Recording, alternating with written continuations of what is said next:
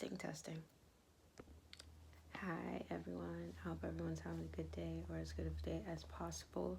And today's video is going to be about discernment and why you should have it. Alright, so the definition of discernment is the mental or spiritual ability to perceive, understand, and judge things clearly. And that may mean you have to look at things beyond the surface. And in order to discern, you have to be honest with yourself so you can be honest with others and see things clearly, see yourself clearly, so there's no confusion, no projections, no any of that. And to be honest with yourself, you need to be self-accountable. And you can't be accountable with other people if you can't be accountable with yourself, because that's where hypocrisy lies. And you're gonna have to be able to ask yourself, am I the asshole? Am I the asshole? And actually be honest if you were or if you weren't. And if you were, acknowledging that you were the asshole is the first part. Then it's checking yourself, like, all right, how can I be better? If I'm doing bad, how can I do better? And being honest about it. Don't lie, don't sugarcoat, don't go easy. Be fair. And the more you can be honest with yourself and hold yourself accountable and be real, the more you can be real with other people. And that's just how that goes. If you can't be honest with yourself and tell yourself that maybe you are wrong, maybe it is your fault, then how are you going to be fair when you're trying to correct other people if you can't even be real with yourself, you know? And with discernment, you have to be able to hold yourself accountable, discern yourself and other people. And when it comes to holding people accountable, it's holding people accountable regardless, by any means, all the time, yourself included. Yeah, no days off with this one. And I don't care who it is. I don't care if it's you. I don't care if it's your bestie, your favorite cousin, your mom, your auntie. I don't care who it is. This is why you need to be honest, fair, and balanced to see things clearly. And just because they're one of your favorite people means it may skew your vision. If Titi's wrong, she's wrong. If your favorite cousin is wrong, they're wrong. Be honest. And you'll learn a lot about yourself and the people around you about with the decisions that they make over time, including yourself. Let's say you have good ideas, but you're lazy, and they always fall out because you never stay on top of them and actually get them done. You learn about yourself, like, hey, I'm awesome, but I'm limiting my growth. And you have to sit there and be honest with yourself in order to get to that point. Or let's say it's the same thing for somebody else, you know, they're amazing, but they're stopping their growth. They could be 10 times better if they just took action and stopped thinking about it and did it. You know? And there are times where that discernment alarm needs to be ringing in your head, like, say wrong, something's wrong. Let's say people are hurting you, being rude to you, attacking you, doing things to you, throwing jabs at you for long periods of time. Because everyone's not perfect. You know, we have off days, we have our seasons, we have our reasons. But for long periods of time, over and over and over and over again, it becomes an issue. And that's when that discernment alarm needs to ring. Like, something's not right. A rainy day every day, taking your anger out on people every day. No, absolutely not. And the discernment should kick in, like, hey, if you really love someone and care about someone how you say you do, you would not be doing the things to hurt them repetitively over and over and over and over again on purpose. Because that's not what people who love people do. That's what abusers who say they love people do. And it's that discernment. Like, hey, something's wrong. This isn't matching this. And this is an issue that needs to be resolved ASAP. And it gets really tricky with discernment because sometimes hurt people. Sometimes people are wounded and they're going through a lot. Something's wrong and they're just trying to get through it. They may act out. Things happen. And that's understandable. And there's a difference between someone who's going through it and kind of hurt and hurting other people versus someone who is deliberately being wicked and just evil and not caring. There's a difference, and you need your discernment to see that. And when it comes to discernment, people tend to feel guilty when they try to hold people accountable for certain things, and they fall in between. I don't know if they're just acting out of hurt or if they're deliberately being harmful. And they tend to give a lot of chances with people and be patient with people. And to some degree, you would have to see where they're at and how they are, right? But if you're at like chance 7, sweetheart, it's safe to pack it up. First time, second time, third time is generous, depending on how bad what it was. But like after a while, if it keeps going and it's consistent over and over and over again, it's safe to say it's time to pack it up. And if they're that unaware of their behavior to the point where they're not realizing what they're doing, that's an issue. It's an issue because you need to be aware of yourself and what you're doing. That's a pretty dangerous trait to have, unawareness. You're not aware of yourself and what you're doing and why. That's an issue. And sometimes it can be worked on, but in some cases it cannot. Or they just don't care. They don't give a damn. They don't give a fuck. And when it comes to that, I say save yourself. That's when you need to not give a damn. And you need to not give a fuck. And for people that have big hearts, it's easier to get to that point when you need to not give a damn to keep yourself safe. But either way, that discernment is going to help you spot a problem that could affect your life long term, that could end up getting you hurt, that could end up destroying your career, that could end up destroying something important, destroying a relationship, or a relationship that would end up destroying you in the end, and you need to get out. Stuff like that. That discernment is there to help you detect things that need to be detected, or else. All right, so you're at the point where your discernment is detecting the issue. The alarms are going off, right? And a lot of the times where people get caught up is that they see that something's wrong and they do nothing about it. They don't do anything about it, and the problem continues. And that's only a recipe for disaster. Chaos city, just brewing, bubbling, festering, and getting worse. But no, not me, not you, us. We're gonna take action. We're gonna take action. And your discernment is also gonna determine what action you take. So now that the discernment has alerted you to an issue or a problem that needs action, what are you gonna do about it? And in this phase, you may need to take some time to sit down and really think. Really think, because your decisions decide the rest of your life for you. So take a moment and really decide which road you want to go down, why and how, and evaluate. Let's just give the example of an abusive relationship. Let's say you've been in a relationship for years. You gave them grace. You were patient with them. Maybe hurt people, and nothing changed over time. In fact, they got worse. All right, discernment spotted the issue. Discernment is going to determine what we do next. What do we do next? We realize ain't nothing gonna change. So it's time to get out of there. It's time to get out of there. It's time to dip ASAP. This isn't gonna end well. They're destructive, and they want to pull you into their destructive hurricane. No, ma'am. No, sir. So you need to decide to leave. And when you leave, you're never gonna come back. Never, ever, ever, ever, ever, ever, ever. Now here comes the planning, the exit.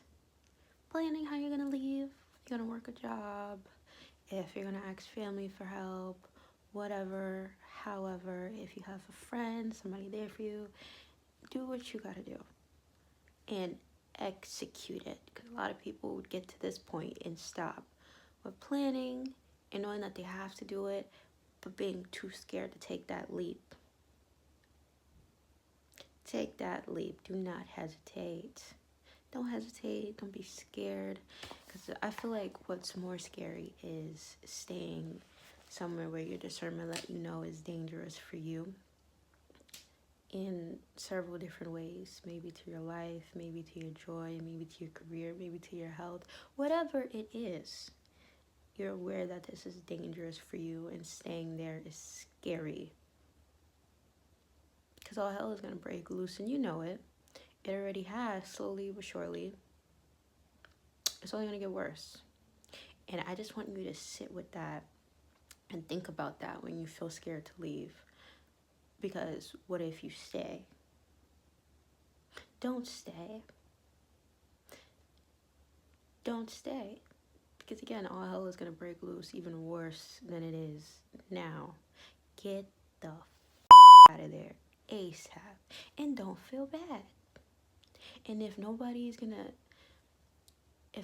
tell you that you shouldn't feel bad for protecting yourself, I'm gonna tell you, don't feel bad. Leave. If you need somebody to push you a little further, help you realize you need to take that next step. And this example doesn't just have to be for a toxic relationship. It could be a toxic family dynamic, a bad job, just toxic, wicked people around you that put you in danger to the point where your discernment bells are going off. Girl, get out of there. Guy, get out of there. Person, get out of there expeditiously, without hesitation. So now that you're aware of the issue, and then you have to do something about it, and you made a plan to do something about it, now you actually have to do it. And your thoughts may tell you, oh no, it's going to be too hard, it's going to be too difficult. When your mind starts going there, I need you to mentally go to where I told you before. If you stayed, how bad, how toxic, and how unbearable, and how much excruciating pain would you be in? God forbid your life is in danger if you'd even be alive to tell the story. Seriously, and I mean it. I mean it. When your mind starts to battle you and pull you into repeated patterns, but it would just be easier if I'd stay, think about how bad it would be. Let those thoughts take over, and let them convince you to make your feet walk and walk until you're out of there. So you start doing the thing. You start saving money secretly.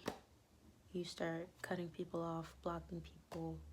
You start looking for new things, just make sure that you're taking care of yourself and doing what you need to do and actually taking the action and not just sitting there and soaking up all the toxicity without changing anything. Take the action. A lot of people get to the point where they're aware of the issue. They know they need to do something about it. They plan getting out of there and doing something about it, but they don't do it, and they end up sitting there for years and years wasting away. Don't do that. Take action. Do it. And if nobody's there to tell you to take action and move forward, I will. Do it. Okay, so we just went through all of the steps. Your discernment alerted you to something that's wrong. You determine that something needs to be done about it.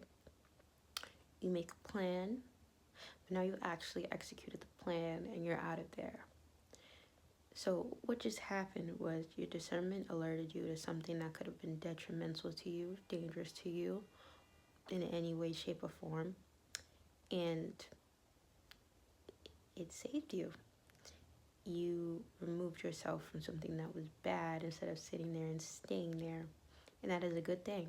And at first it might feel hard, it may feel heavy, it may feel burdensome because you have to adjust to something new. But I just need you to understand that that was a good thing that you did. And it was hard, but it was worth it. And now that you're out of there, out of toxicity, out of a toxic relationship, out of a toxic family dynamic, there is nothing but possibilities for what's next for you. Since you're not in there anymore, and you avoided tragedy, you avoided disaster, you avoided a nightmare. Maybe some people saved their own lives because you used your discernment. And that's what it's for. Discernment can and will save your life. For some people on many occasions. And this is why you should have discernment and use it every day. Every single day with every person, including yourself. Check yourself before you wreck yourself, and if you must, check other people as well.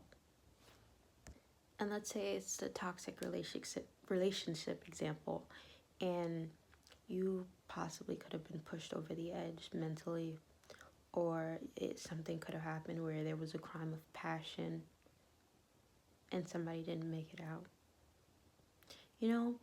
And instead of all that chaos and tragedy and heartbreak and drama and loss, you're in a new environment, happy, chilling, and at peace because you used your discernment and you were wise.